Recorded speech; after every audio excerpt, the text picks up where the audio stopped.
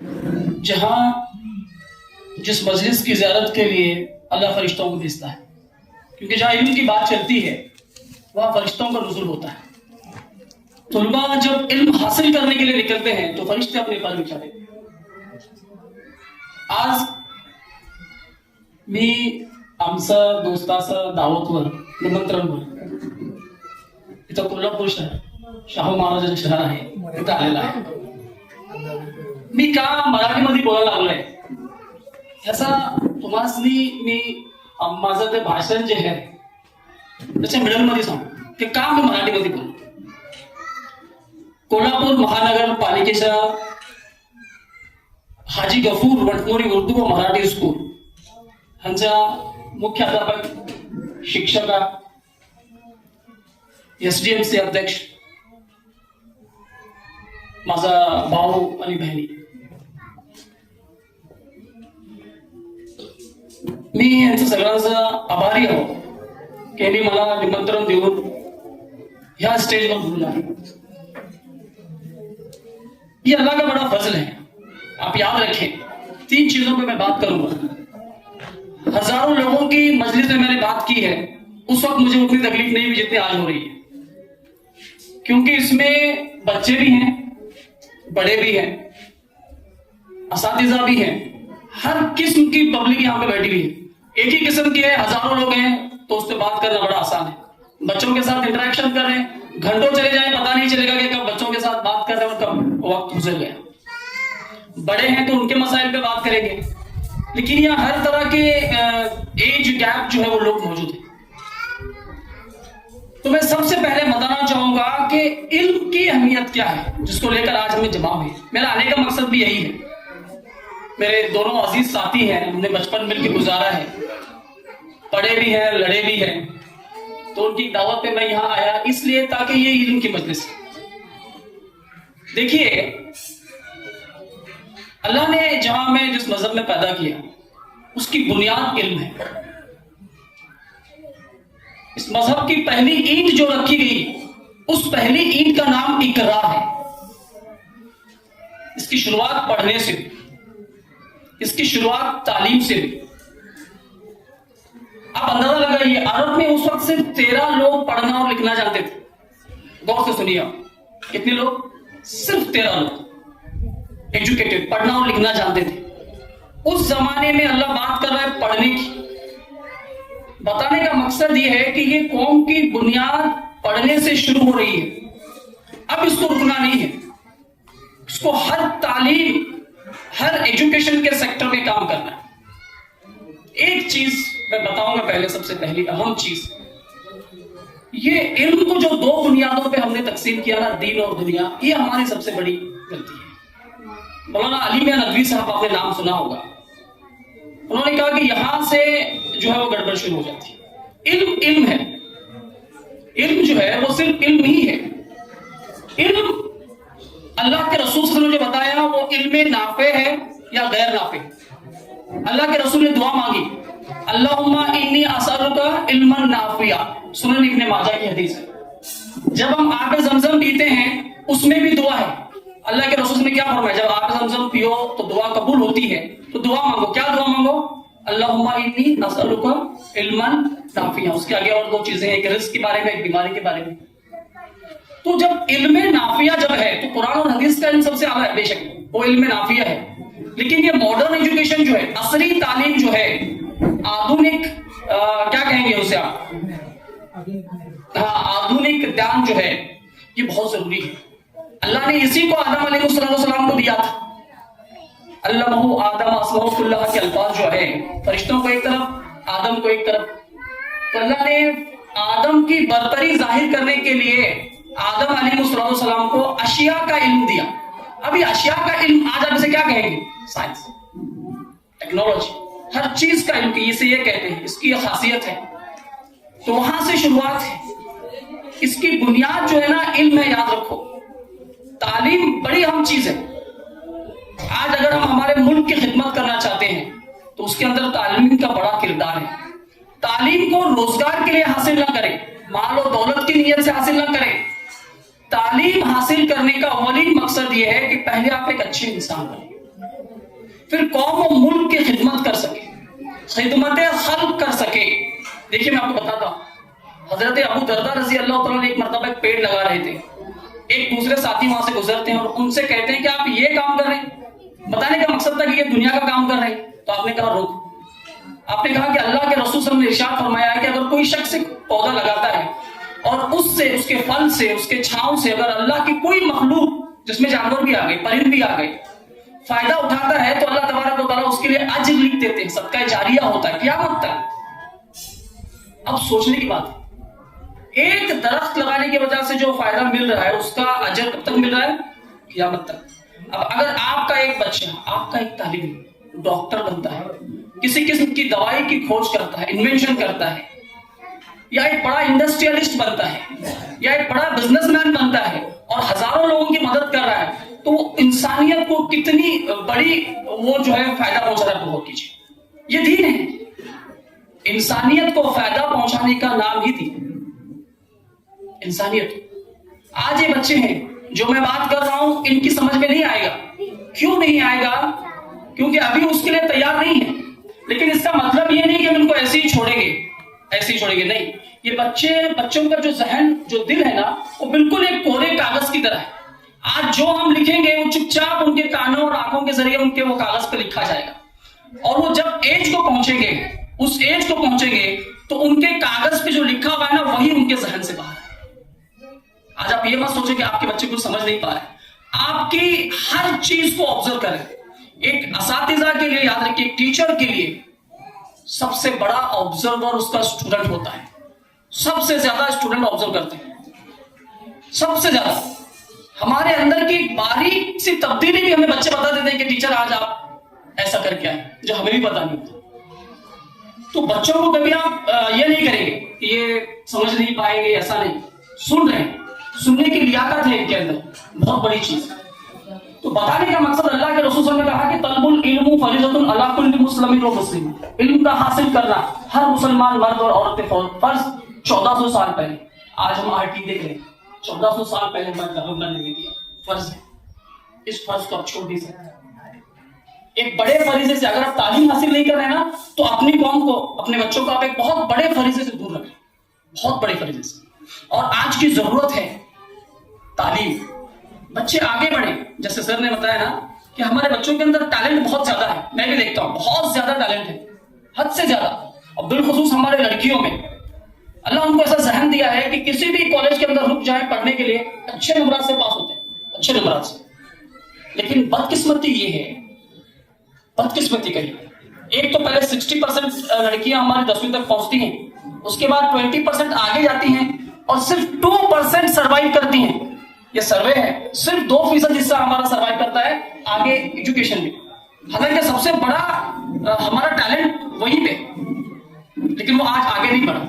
वजूहात उसके बहुत सारे हैं, चलो फिर कभी मौका मिला तो मैं उसकी वजूहात पे बात करूंगा कि वजूहात क्या है। लेकिन याद रखिए, एक मर्द और औरत जिंदगी के गाड़ी के 2 पहिए हैं। इसमें से एक पहिया भी अगर खराब है तो वो जिंदगी की गाड़ी बराबर नहीं चलती। आज भी देखो, एजुकेशन के लेके यहाँ इस तरफ औरतें बैठी, इस तरफ मर्द नजर, इसमें से वो आधे तो हमारे मेहमान हमारे साथ आए।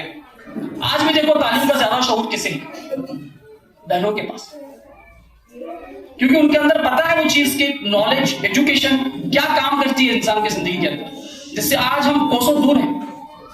माशाल्लाह इतनी बेहतरीन उर्दू स्कूल में देखा, बहुत बेहतरीन स्कूल है। आप अपने बच्चों को इस स्कूल में एडमिशन, दाखिला लीजिए, तालीम, एक अपना एक कंसेप्ट दूर कीजिए कि उर्दू स्कूल में पढ़ने वाला बच्चा आगे नहीं जाता। ये गलत कंसेप्ट है। आज हमारे दोस्त केएस ऑफिसर है, दलाल मोमिन, हुबली के अंदर आईटी कमिश्नर है, बड़े बड़े प्रोफेसर्स हैं, लेक्चरर्स हैं। मेरे अपने स्टूडेंट्स आज पीएचडी कर रहे हैं, डॉक्टर्स हैं, इंजीनियर्स हैं, बड़े बड़े चीजों में। ऐसा नहीं है कि आप किसी जुबान में तालीम हासिल करें तो आप आगे नहीं बढ़ सकते। ये हमारा एक गलत कंसेप्ट है।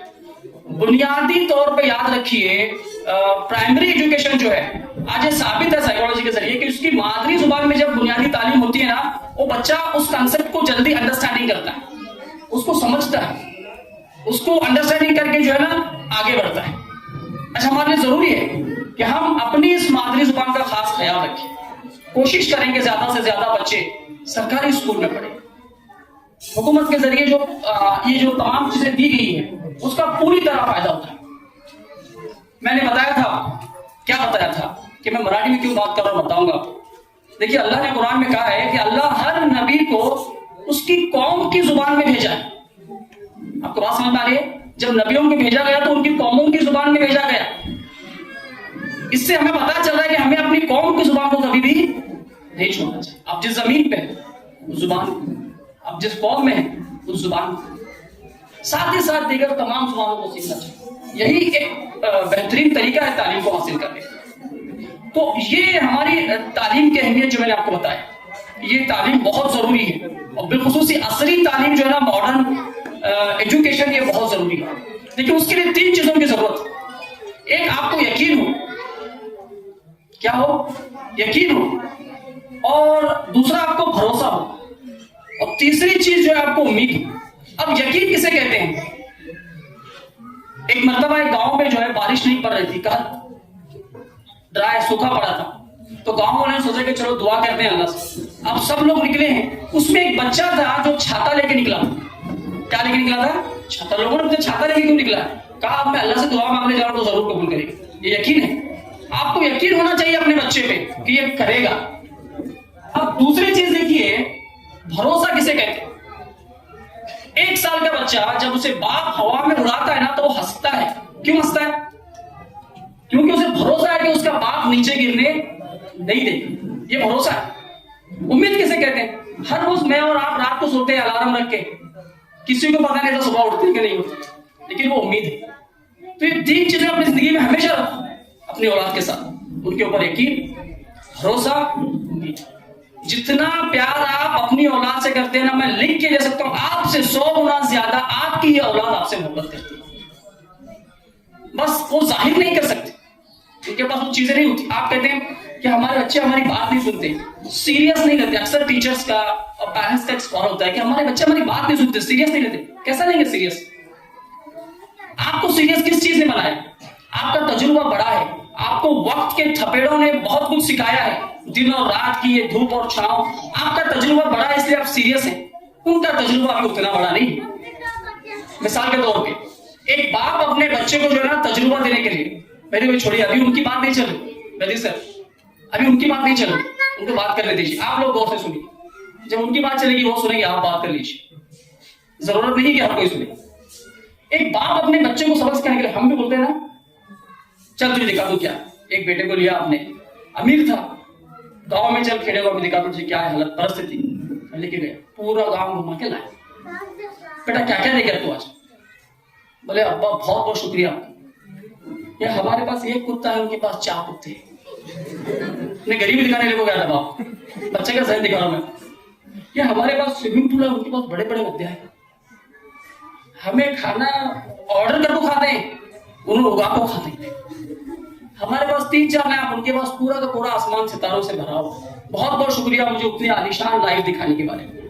बाप दिखाने गया था गरीब को, लेकिन बेटा उस नजरिए से देखा। सबकी नजर नजर की बात, हर एक की अपनी स्टोरी होती है। सामने वाले पे कभी मत हंसी। हर एक की अपनी चीज, हर एक की अपनी कहानी है, हर एक की। हम अक्सर क्या करते हैं कि सामने वाले के बच्चे का मजाक नहीं। हर बच्चा यूनिक है। आज यूनिक आधार कार्ड नंबर दिया, हम एक दूसरे से मैच नहीं कर सकते। अल्लाह ने उसे बनाया ही है। मेरा फिंगरप्रिंट किसी से नहीं मिलता, मेरे आईलैंड्स किसी से नहीं मिलते। वैसे ही मेरे जो खुसूसियात हैं, मेरा जो इंटेलिजेंस है, मेरे जो क्वालिफिकेशंस हैं, वो किसी से मेल नहीं करते। कंपेयर मत कीजिए किसी से भी। एक कपल जो है ना, एक जोड़ा ट्रेन में बैठ के सफर कर रहा था। उनका 24-25 साल का बेटा है बुगी भी। बाहर देखता है, जोर जोर से है, बोल रहे अब्बा देखो जा रहे, दरख्त भाग रहे, ये झाड़ा भाग रहे देखो ट्रेन के साथ। फिर जरा आगे गया, बोले आसमान हमारे साथ चल रहे। अब एक बूढ़ा और बुढ़ी बैठे थे। बोले तुम्हारा बेटा इतना जवान है, 24 बरस का, उसे कौन सी भी दवाई खाने दिखा, देखो कैसे बातें कर रहे। आधे शामी आधे पागल की बातें कर रहे। तो बोले अम्मा अभी मैं दवाई खाने से जा रहा हूं। बोला मेरा बेटा अंधा था, उसकी आंख का ऑपरेशन जस्ट करके ला रहा, अब भी देख रहे हो दुनिया को। बोले तो किसी का मजाक मत उड़ाओ, पता नहीं उसने उसका आगाज कब किया। आगाज को समझो। अच्छा, हमारे लिए बहुत जरूरी है, बच्चों पे प्रेशर मत करो, बच्चों को सीखने दो।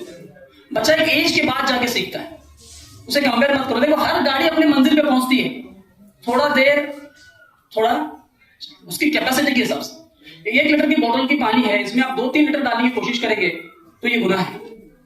ये अपने हिसाब से चलेगी। जरूरी है कि आप उसको माहौल, वो एनवायरमेंट दे पढ़ाई का, तालीम का। आज हम नहीं दे सकते। मिसाल के तौर पे मैंने हाल ही में एक सर्वे पढ़ा जापान का, 15 से 17 करोड़ की आबादी है, 9 करोड़ किताबें वहां शाया हुई। कितने? 9 करोड़। हर आदमी एवरेज औसतन 20 किताबें मुताला करता है हर साल। जापान के अंदर, अमेरिका के अंदर 18, इंग्लैंड के अंदर 13। मैं और आप कितने करते हैं? आपको पता है महाराष्ट्र से उर्दू अखबार कितने निकलते हैं? 20। मेरे और आपके घर तक कितने आते हैं? 54 इंटरनेशनली पब्लिकेशन हाउसेस हैं। 54 कितने? 54 जो एक्सेप्टेड हैं, उसमें एक भी हमारा नहीं। तो बात समझ में आ रही है? आज कहां है? हमारे घरों में एक भी किताब नहीं है। हमारे घरों में लाखों रुपए के मसनवी सामान है, मोबाइल, कपड़े, ये वो, लेकिन असल चीज जो किताब, जो नॉलेज देने वाली चीज है, हमारे घर में मौजूद नहीं है। किताब में असल चीज है, अपने बच्चों को किताबें दें। किताबों के जरिए जिंदगी बदलती है। याद रखिए, आज आपके बच्चे के हाथ में मोबाइल है, दूसरी चीजें हैं। अपने घर में एक छोटी सी लाइब्रेरी मेंटेन कीजिए जहां बच्चा पढ़ सके, उससे वो नॉलेज हासिल कर सके। था एक जमाने में हमारे लोगों की रुझान, अब खत्म हो चुका है। आज वो रुझान नहीं है। आज हमें चाहिए कि हम रुझान दोबारा पैदा करें, अपने बच्चों के हाथ में किताबें थमाएं। आप खुद भी घर में पढ़ें। आप पढ़ेंगे, आपका बच्चा पढ़ेगा। आप आजमा के देखो, आप नमाज पढ़ रहे हैं, आपका छोटा दूध की तरह बच्चा आपके साथ आके नमाज पढ़ रहा है, आपके साथ सजदा कर रहा है, कैसा भी करेगा। आप मोबाइल लेके बैठे, आपका बच्चा भी मोबाइल लेके बैठेगा। ये तरबियत जो है ना, ये कोई बाहर से आकर नहीं देगा आपकी औलाद को। तालीम दे सकते हैं, तरबियत नहीं कर सकते। चीज को जरा जहन में रखो, तालीम अलग है, तरबियत अलग है। मैं हजारों किताबें पढ़ाऊंगा, लेकिन आपका बच्चा आपको पढ़ रहा है, आपके घर में आपको पढ़ रहा है। माँ बाप के साथ कैसे बिहेव करना है, ये आपसे सीख रहा है। मैं हजारों किताबें पढ़ाऊंगा, नहीं सीख सकता। वो देख रहा है अपने बाप को कि वो अपने बाप के साथ कैसे बात करता है। वो देख रहा है अपने बाप को कि वो अपनी बीवी के साथ कैसे बात करता है, अपनी बहन के साथ, अपनी माँ के साथ। वो वहीं से सीखेगा, मुझसे नहीं सीखेगा। इसकी मिसाल ऐसी है, देखो, मैं एक एज अ टीचर, मैं उसको स्विमिंग के 10 किताबें याद कराए और ले जाके नदी में फेंका, बच्चा तैरेगा? क्योंकि तैरने के जो उसूल है ना, वो खुश्की में नहीं होते, उसे पानी में उतरना पड़ता है। तो वैसे तरबियत जो है ना, ये पहले घर से शुरू होती है। अगर औरत तालीम याफ्ता है तो बेहतरीन तरबियत करती है, उसका कोई आप अंदाजा नहीं लगा सकते, इतनी बेहतरीन तरबियत करती है। आज मैं इतना यहां पे आके लेक्चर आपको दे रहा हूं, मेरे खुद के बच्चों को मैं आधा घंटा नहीं देता, फुर्सत नहीं देता, तो मैंने जजा है, बहुत पढ़ी लिखी हो करी है भी ऐसे ही। मेरे अजीज बहनों से मेरा एक सवाल है, या हमारे सर बैठे हुए, इनसे आपको एक लेटर आता है कि आपका बच्चा बराबर नहीं पढ़ रहा, बहुत बदमाश है, बहुत ये कर रहा है, आप इसे अपने घर में बिठा कर, आपका रिएक्शन क्या रहेगा? आपका रिएक्शन क्या रहेगा बच्चे को लेकर? अब मैं आपको मिसाल देता हूं। थॉमस अल्वा एडिसन को सुना है आपने? दुनिया को रोशन करने वाला, बल्ब देने वाला। जब वो बच्चा था, उसकी माँ जब उसे स्कूल में दाखिल करवाती है, थोड़े दिनों के बाद उसका टीचर जो है ना, उसे एक बंद लिफाफा देता है पॉकेट, और बोलता है कि ये जाके तेरी माँ को देना है। अब वो ले जाके बेचारा अपनी माँ को देता है। माँ खोल के पढ़ती है, माँ रो रही है, आंसू आ रहे हैं उसके आंखों से। अब माँ थॉमस अल्वा एडिसन को बताती है कि देख बेटा, तेरे स्कूल वालों ने जो लेटर दिया ना, उसके अंदर क्या लिखा हुआ है? बोले तो आपका बेटा थॉमस जो है ना, वो बहुत ज्यादा जीनियस है, इंटेलिजेंस है, इतना इंटेलिजेंट है कि हमारे असातिज़ा उसके लायक नहीं पढ़ाने के, और हमारी स्कूल बहुत छोटी है, इसलिए आप उसे पढ़ाइए। अब दिन गुजर गए, वक्त गुजर गए, थॉमस अल्वा एडिसन मशहूर साइंसदान बन गया, बड़ा साइंसदान बन गया। उसकी माँ का इंतकाल हो गया। जब वो पुराने कागजात तलाश कर रहा था ना, तो उसमें वो लिफाफा मिला जो उसके टीचर उसे दिए थे माँ को देने के लिए। अब वो जब खोल के देखता है ना, पहली बार जब पढ़ा था माँ रो रही थी, अब ये रो रहा है। क्यों रो रहा है? क्योंकि उसके उस लिफाफे के अंदर उस टीचर ने लिखा था, क्या लिखा था, कि तुम्हारा बेटा थॉमस जो है ना, वो बहुत बड़ा गबी है, वो नाकारा है, वो धड़ है, मंद बुद्धि है, ये हमारे स्कूल के लायक नहीं, तुम घर में पढ़ाओ इसे। अब वो रोने लगा। उस वक्त उसने एक जुमला कहा था, क्या कहा था, कि थॉमस जो है एक मंद बुद्धि पैदा हुआ था, लेकिन उसकी मां ने उसे दुनिया का मशहूर साइंसदान बनाया। वो उस वक्त उसकी मां का जो उसका एक अंदाज जो था ना, उसकी मां की टीचर थी, उसने जो सपोर्ट किया, उतने मंद बुद्धि को दुनिया का साइंस बनाया।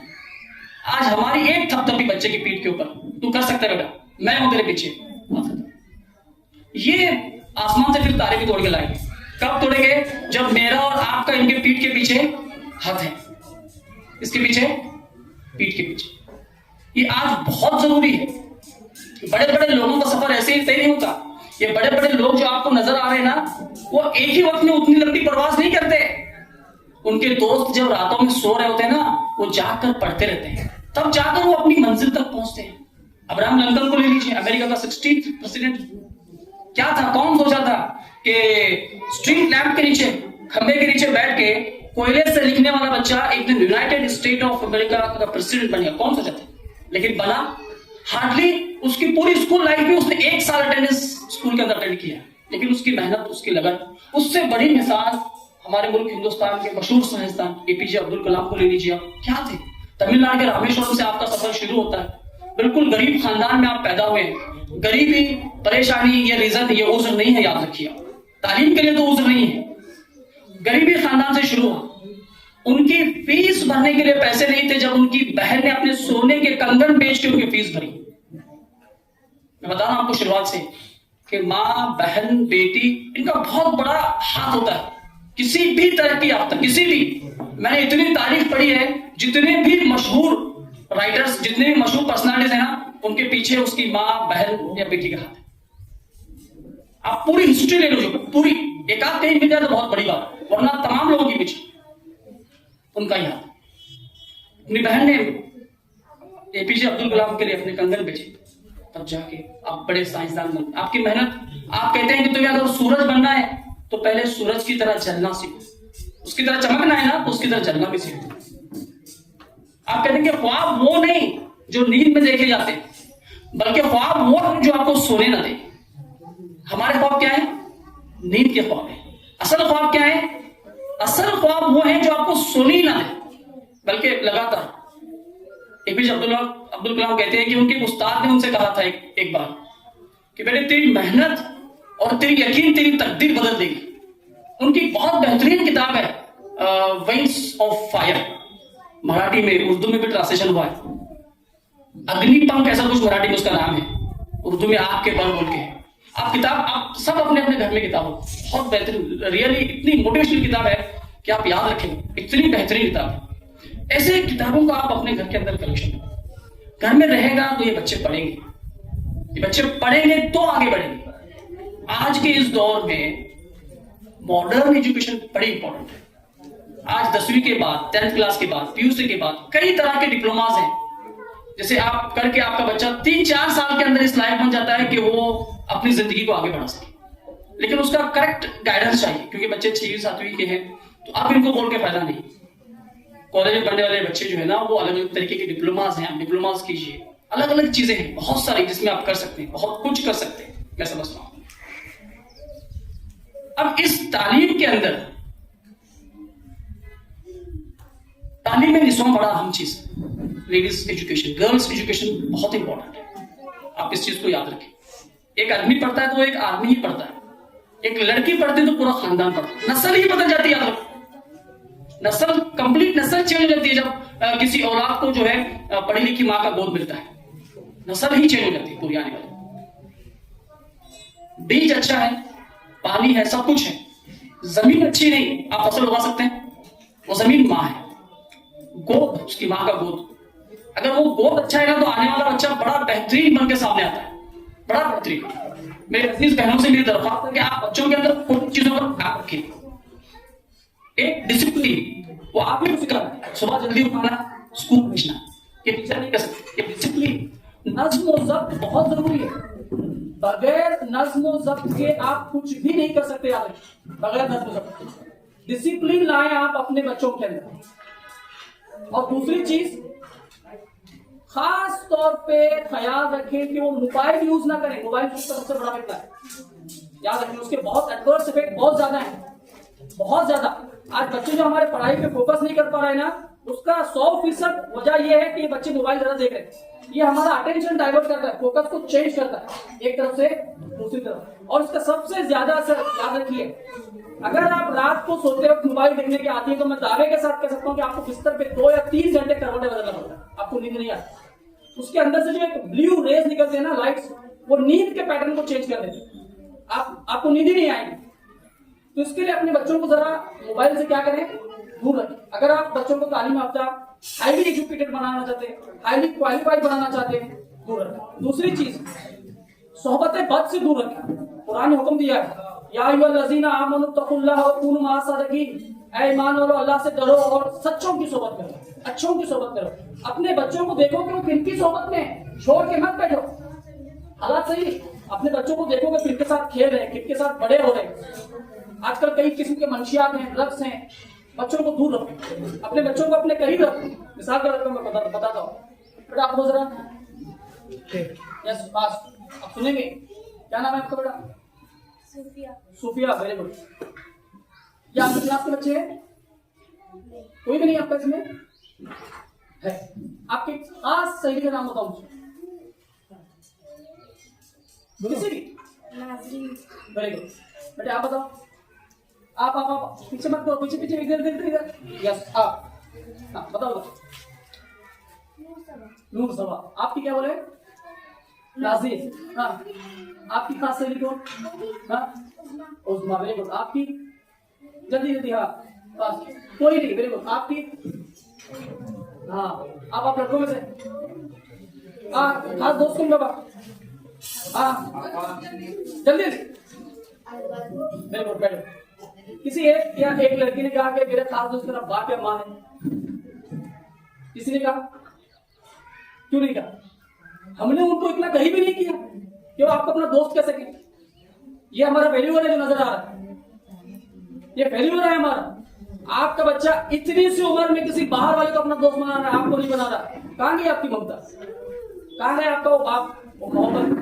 अल्लाह के रसूल सल्लल्लाहु अलैहि वसल्लम के सहाबी अनस मालिक गालिबन बचपन की हालत में कैद होकर अल्लाह के रसूल के पास आए थे, खरीदा गया, अल्लाह के रसूल को अपने घर में रख के परवरिश कर रहे हैं। 3-4 साल गुजरने के बाद अनस बिन मालिक के वालिद को पता चला कि मेरा बेटा यहाँ है। अब उनके खानदान वाले आते हैं, हुजूर से दरख्वास्त करते हैं, जितना पैसा चाहिए ले लीजिए, हमारा एक ही बेटा हमें वापस कर दीजिए। अल्लाह के रसूल कहते हैं कि मुझे पैसे की जरूरत नहीं है, आपका बेटा अगर आपके साथ आना चाहता है लेकर चले जाए। अब वो हैं कि छुप छुप के फिर रहे, माँ बाप को मिलने तक तैयार नहीं। अल्लाह के रसूल की तरबियत देखिए, बाहर से आया हुआ बच्चा उनके इतने करीब चला गया कि वो खुद के माँ बाप से दूर भाग रहा है। ऐसी मोहब्बत आप अपनी खुद की औलाद से कीजिए कि सबसे पहले वो आपको अपना खास दोस्त, खास सहेली बनाए। आज बहुत जरूरत है कि बच्चा अपनी हर चीज को अपने माँ बाप के सामने रखे। 2 चीजें हैं, एक अच्छाई एक बुराई। आप अपने बच्चे को क्या बताना चाहते हैं ना? आप सबसे पहले अपने बच्चे को बुराई बताओ। आज के जमाने में बच्चों को पता होना चाहिए कि बुराई क्या है, तभी वो बचेगा। आग से बचाते हैं आपके बच्चे को क्या पानी से बचाते हैं? आग से काटा है, कहीं कुछ है, आप बचाते नहीं। वैसे ही पहले अपने बच्चे को बुराई के बारे में बताओ, बेटा ये बुराई है, ये गलत। जब वो गलत की पहचान कर लेगा तो अपने आप अच्छाई की तरफ जाएगा। बताओ, खुलकर बताओ कि बुराई है, ये बुरी चीज है, इससे दूर रहना बहुत जरूरी है। ये सब तरबियत के उसूल हैं जो हमारे लिए आज के जमाने में जानना बहुत जरूरी है, बहुत जरूरी। मोबाइल के इफेक्ट्स क्या है पता है? आज बच्चा सोशल नहीं है, वो किसी से मिलता नहीं। पहले हम छुट्टी होती है अपने मेहमान के घर चले जाते थे, नाना नानी के घर, मामू बहनों से गुजर जाते थे। आज बच्चा कहीं नहीं जाएगा, आज वो अपने घर में, अपने रूम में, अपने मोबाइल या लैपटॉप के साथ रहेगा। ये क्यों हो रहा है? आज बच्चा फिजिकली कम एक्टिव हो रहा है। मुझे सुन के बड़ी खुशी हुई कि ये स्कूल के बच्चे बहुत सारे जो है ना वो खेलों के अंदर, बहुत अच्छी बात है। इसका मतलब यह है कि बच्चे को ज्यादा मोबाइल के अंदर मौजूद नहीं है, वरना जो बच्चा मोबाइल का एडिक्ट है ना वो खेल कूद में नहीं रहेगा, वो दूर रहेगा खेल कूद से। तो ये बड़ी अच्छी चीज है। तो आज हम सबको मिलके अपने बच्चों के पास खास ख्याल रखना, और उसमें भी खास तौर पे तालीम को लेकर आप कभी भी आप उसको आसानी में न, आसानी में न। जैसे मैंने आपको बताया, घर का माहौल पढ़ने और लिखने का बताओ, पढ़ने और लिखने का। ये बेटा इधर देखो, आपको पता है पहाड़ा किसे कहते हैं? पहाड़ी बोलते हैं। मैं पहाड़ा पढ़ता हूँ, आप सुनते हैं? सुनते हैं? बोलो रे, तुम्हें सुनना सुनेंगे?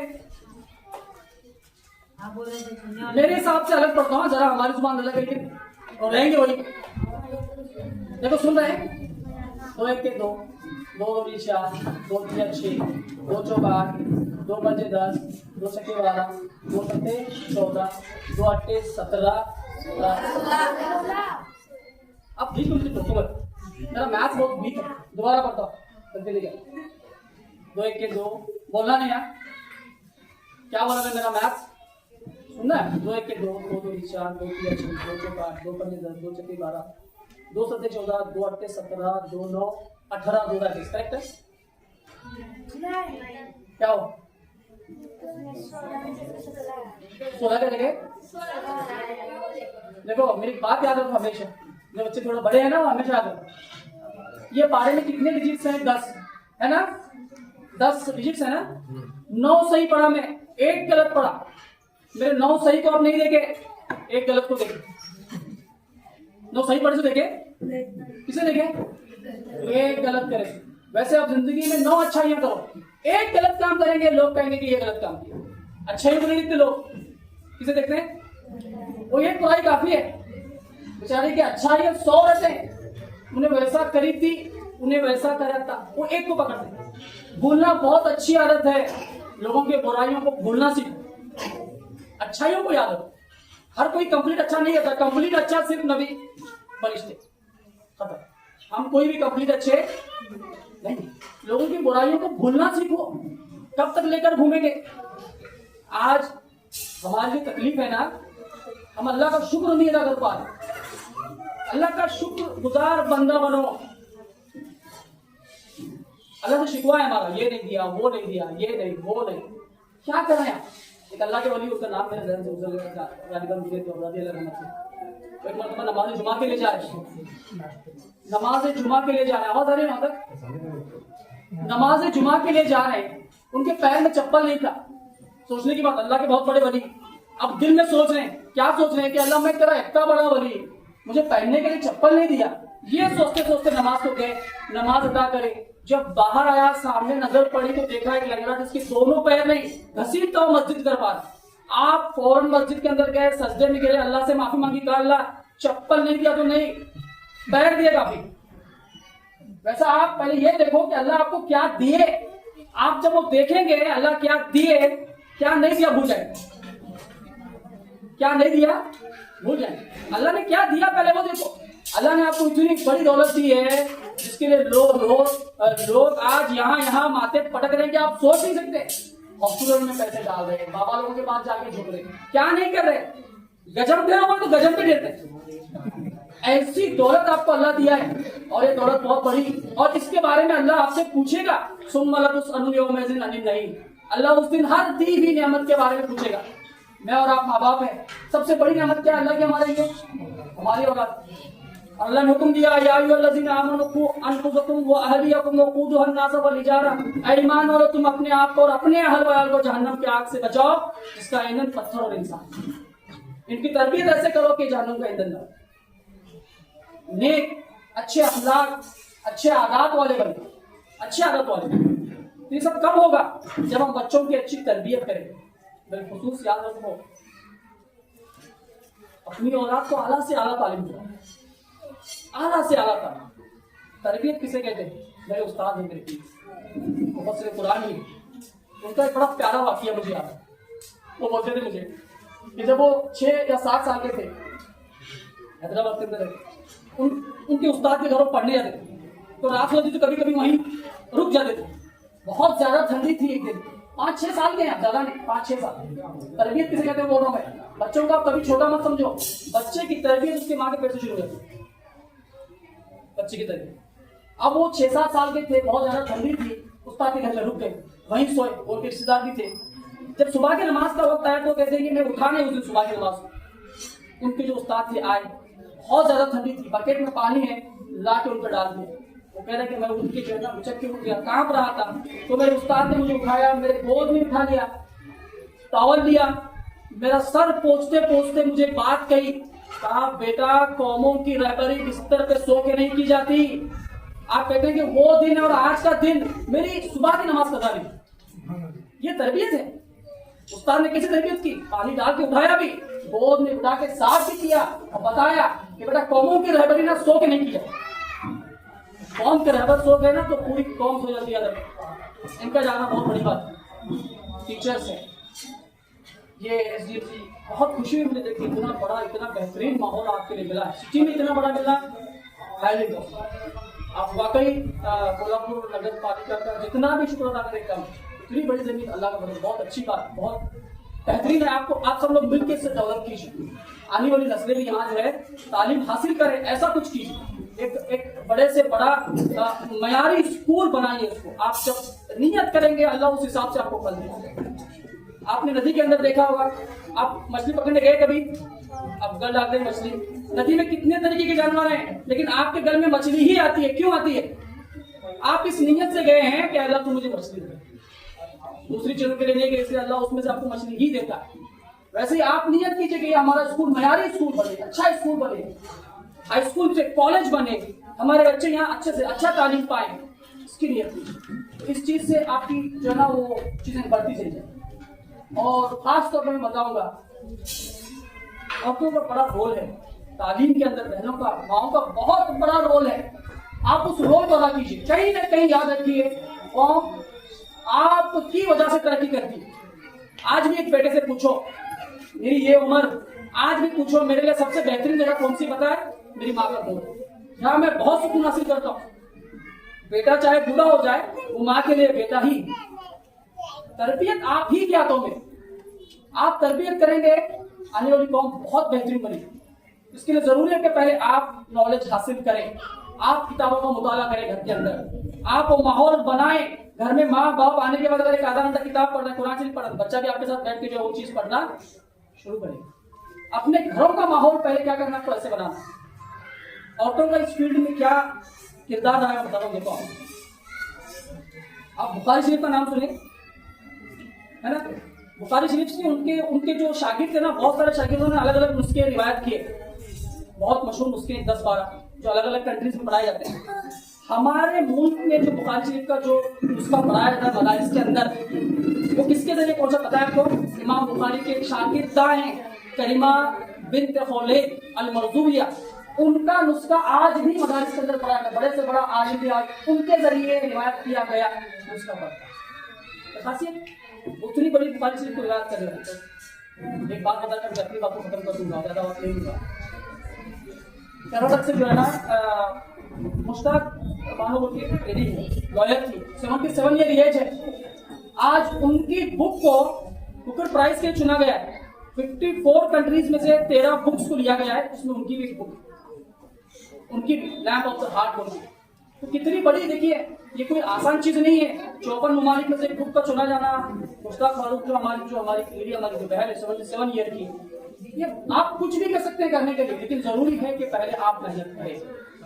तो ये जो चीजें हैं मैंने बताया मेरे हिसाब से कि क्या क्या करनी है। एक तो पहले आप तालीम को कंटिन्यू रखिए। उर्दू स्कूल का ये मत समझिए कि यहाँ कोई बच्चा नहीं करेगा, बहुत बेहतरीन करेगा। इसके लिए सपोर्ट की जरूरत है, हम सबको मिलकर काम करने की जरूरत है। और तीसरी चीज, घरों का माहौल बदलिए। जब तक घरों का माहौल तब्दील नहीं होगा, बच्चों के अंदर तब्दीली नहीं आएगी। घरों के अंदर अपनी एक लाइब्रेरी छोटी से बनाइए, किताबें खरीदिए, एक आध पेपर, न्यूज पेपर अपने घर तक मंगवाइए उर्दू का भी, ताकि आप पढ़ सकें, उससे इल्म हासिल कर सकें। और उसके साथ साथ अपने बच्चों के ऊपर खास ध्यान दीजिए, उन्हें कैसे पढ़ना है। और बच्चों से सिर्फ मैं एक बात कहूंगा, आप किताबों के साथ दोस्ती कीजिए। किसके साथ? किताब कभी किसी की बुराई नहीं करती। आपकी सही बोलती कि नहीं बोलती? उन्हें वैसा बोल रही थी, तुझे ऐसा बोल रही थी। किताब नहीं बोलती, किताब हमेशा आपके साथ रहेगी।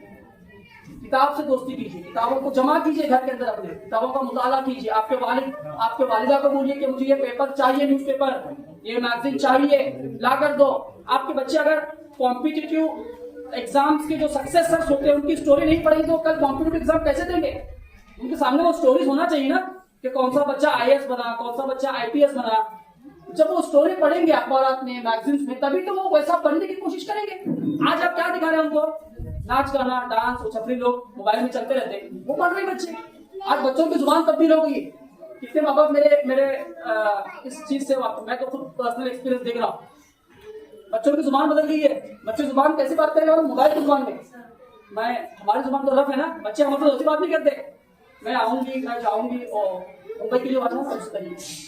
ये मोबाइल का असर है। अपने बच्चों को अपना तहजीब, अपना तवक्कुल, ये विरसा अपने बच्चों को दीजिए और इनको हल्के में मत लीजिए। ये हमारा फ्यूचर है, यही हमारा फ्यूचर है। हम गुजरा हुआ जमाना है, हम जो है ना गुजरा हुआ जमाना है। अपने बच्चों को बेहतरीन तालीम दीजिए, इनका मुस्तकबल जो है, इनका फ्यूचर जो है ना बेहतर बनाइए। इनके हाथों में इल्म का जो एक हथियार है ना, इल्म, वो दीजिए। इस जिंदगी में आगे बढ़ेगा इंशाअल्लाह अजीज। अल्लाह कभी फिर मौका दिया तो मैं मजीद इसकी बात करूंगा, क्योंकि सेशन होता है 45 मिनट से जो है इंसान का ज़हन सुन सकता है। तो इस लिहाज से मेरे दोस्तों ने मुझे दावत दी, आप सब लोगों ने मुझे यहाँ पे इतनी इज्जत दी। मैं आप तमाम लोगों का तहे दिल से, दिल की अमीर कहना से शुक्रिया अदा करता हूँ कि आपने सुना, गौर से सुना। अल्लाह ने मुझे बोलने की ताकत दी, ये अल्लाह का शुक्र है। इंशाअल्लाह फिर कभी मौका मिला, खासतौर पर बच्चों के सिर्फ गाइडेंस के लिए या बच्चों की क्लास लेने के लिए, ये प्रोग्राम से बेहतर है कि कभी बच्चों की क्लास मिल जाएगा तो इंशाल्लाह आके मैं बच्चों को टीच भी करूँगा। तो वहाँ पे बच्चों से ज़्यादा इंटरेक्शन करने का जो है मौका मिलता है। बहरहाल अल्लाह से दुआ है कि अल्लाह मेरे करे कि आपके सुनने में कुछ गलती हुई तो अल्लाह अपने बुजुर्ग करम से सरकार दो आलम मोहम्मद अरबिस पर माफ़ फरमाए। अल्लाह ने जो कुछ सुना है, जो कुछ कहा, अल्लाह उसे समझने, उसे याद रखने की और उसे रूह अमल लाने की तौफीक अता फरमाए। आमीन।